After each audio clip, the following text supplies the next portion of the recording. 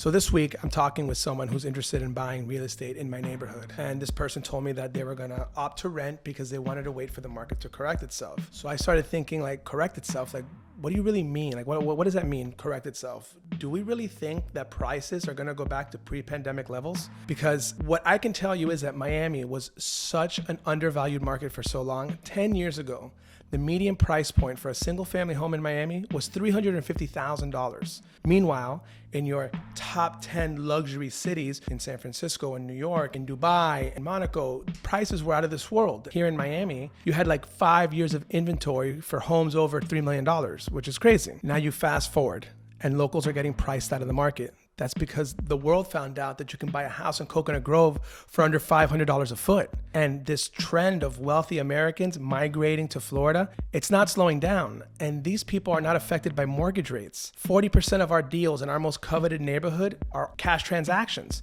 And guess what?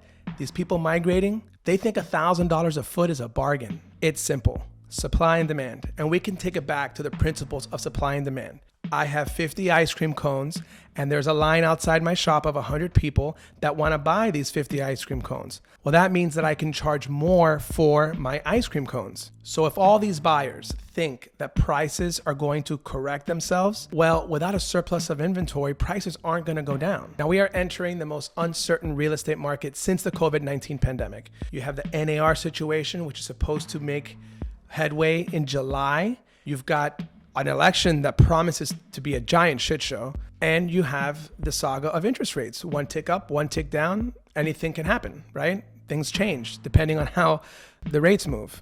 As I wrap up this video, I just want you guys to keep something in mind. When you read a headline that says prices are dropping, a high percentage of the time, they're referring to listing prices, which is happening. But you have to dig deep in those articles to figure out what the true home values are.